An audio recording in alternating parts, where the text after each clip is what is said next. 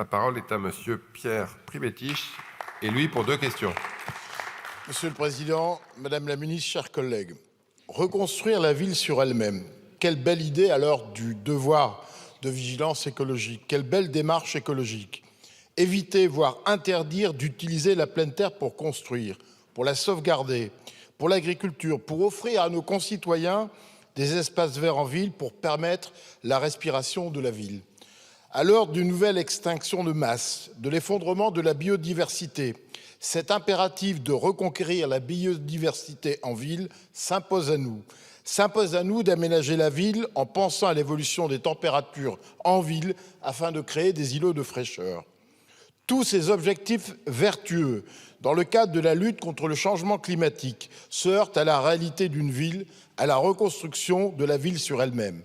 Terrains pollués, déconstruction complexe du bâti en site occupé, fouilles archéologiques, montage d'opérations d'aménagement. Je n'oublie pas non plus le chemin de croix pour instruire des permis de construire par les services d'urbanisme des villes et des EPCI. Je n'oublie pas l'attente fébrile des divers avis des services compétents lors de l'instruction. Je n'oublie pas la position du maître des lieux, l'architecte des bâtiments de France, lorsque nous sommes en secteur sauvegardé ou en covisibilité d'un monument classé monument historique. Je n'oublie pas aussi l'empilement des lois, des décrets, des normes qui ralentissent le début de la réalisation des opérations. Or, la construction de logements est nécessaire, notamment les logements accessibles à loyer modéré, le logement social, à l'heure de la grasse crise de la construction du logement social. Il reste tributaire des équilibres économiques, de l'équation des projets d'aménagement, de la rapidité des procédures. La question, comment l'État compte-t-il accompagner financièrement cette démarche éco-responsable de reconstruction de la ville sur elle-même à l'heure du devoir de vigilance écologique? L'État entend-il mener une véritable révolution culturelle pour l'instruction des permis de construire en rendant efficients les procédures d'urbanisme pour favoriser l'éco-construction? Merci, monsieur le député. Madame la ministre. Monsieur le Président, Monsieur le député, votre question embrasse large, mais je vais essayer d'y répondre au travers en fait du sujet qui traverse en tout cas tous les éléments que vous avez évoqués, qui est la reconstruction de la ville sur la ville, de la complexité que revêt cette nécessité qui est effectivement la sobriété foncière et en tout cas essayer effectivement d'aller reconquérir nos friches, nos entrées de ville, nos friches commerciales, enfin toutes les solutions qui se posent à nous, au même titre que la rénovation urbaine d'ailleurs, pour essayer de transformer nos territoires, de réadapter, de réemployer effectivement des espaces. Cela nécessite effectivement des démarches complexes il faut faire appel d'une part à des outils qui aujourd'hui ont montré leur efficacité sur de nombreux projets, s'appuyer sur nos établissements publics fonciers, nos EPA. Nous avons aussi évidemment au travers de nouveaux outils comme les SPLAIN ou d'autres encore des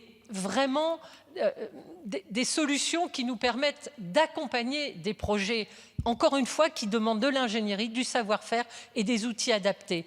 Aujourd'hui, ces éléments sont là, mais il y a des choses que nous pouvons faire cheminer. Ce sont d'abord des expérimentations qu'on mène sur les territoires avec certains préfets et certains opérateurs pour voir comment améliorer nos capacités, par exemple, à aller reconquérir des entrées de ville. Des méthodes existent, des bonnes expériences existent, on y travaille.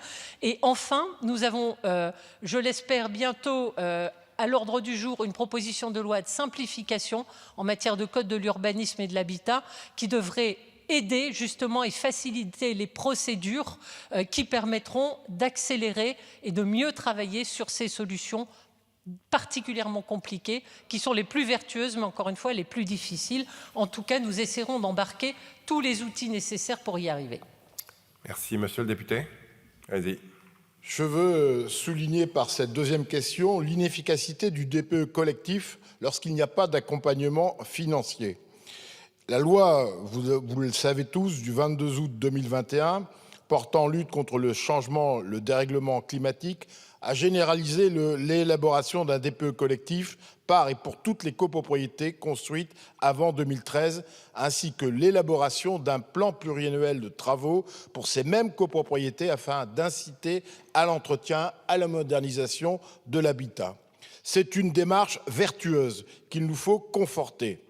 Or, ce DPE collectif, censé améliorer l'efficacité énergétique des copropriétés, se heurte, vous le savez, aux contraintes financières importantes pour les petits copropriétaires, notamment les copropriétaires modestes, très modestes aux ressources financières. Et donc, si nous voulons réaliser, je vous ferai une proposition. La rénovation énergétique des copropriétés est cruciale pour la transition écologique, surtout dans un temps où les dernières possibilités de construction sont la reconstruction de la ville sur elle-même, mais aussi éventuellement limitées aux dents creuses. Il nous faut repenser un dispositif qui permette justement de rendre accessible la rénovation. Je vous suggère, Madame la Ministre, de mobiliser la Caisse des dépôts et consignations afin de créer un modèle d'avance financière pour permettre justement un plan de rénovation accessible aux revenus modestes et très modestes, car au-delà de l'incantation, c'est cette capacité d'accompagner financièrement ces propriétaires et copropriétaires qui ne peuvent le faire faute de ressources suffisantes à apporter pour l'ensemble de la copropriété. Comptez-vous mettre en place un modèle d'avance financière de manière à pouvoir embarquer l'ensemble de la rénovation des copropriétés et permettre ainsi d'être efficace au niveau de la transition écologique des copropriétés? Merci, Madame la Ministre. Merci, Monsieur le député, pour cette question qui pose le sujet du DPE collectif, mais plus globalement aussi du DPE et de ses évolutions.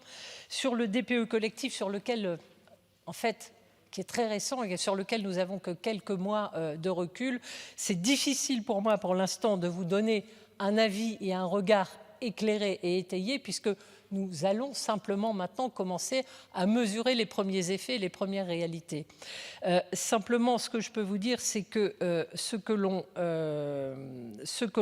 est en train de faire du côté de la fiabilisation, en tout cas du DPE, du diagnostic, le plan que nous avons mis en place pour essayer aussi autour du diagnostiqueur de fiabiliser, de consolider effectivement le travail qui est à mener pour faire en sorte que ce DPE soit demain clairement irréprochable, que ces diagnostiqueurs soient formés au bon niveau, puisque nous allons maintenant embarquer des formations initiales pour monter en compétence les diagnostiqueurs, avoir une traçabilité plus forte pour les usagers, avoir aussi un contrôle avec l'intelligence artificielle qui va être là aussi développée en partant des fichiers ADEME et des sanctions qui vont être renforcées enfin pour faire en sorte que ce diagnostic de performance énergétique et ceux qui le produisent soient armés et en tout cas irréprochables et que par exemple sur les DPE, les fameux 70 000 DPE dits de complaisance, c'est 70 000 de trop. Il faut faire en sorte que demain on tende vers zéro. C'est le sens des mesures, des 10 mesures que nous avons annoncées il y a une semaine de cela. C'est faire en sorte que ce diagnostic de performance énergétique qui est au cœur soit là encore une fois un outil très solide et fiable. Ce que je peux vous dire, c'est que nous avons, avec la Banque de la Rénovation, travaillé et un rapport va sortir incessamment qui nous permettra de renforcer les solutions avec le secteur bancaire pour être au rendez-vous justement des solutions à apporter à nos copropriétés et au soutien financier sur lequel il faudra que nous soyons au rendez-vous. Sur cette Banque de la Rénovation, nous essaierons donc aussi de présenter de nouvelles solutions pour accompagner ce sujet complexe et difficile.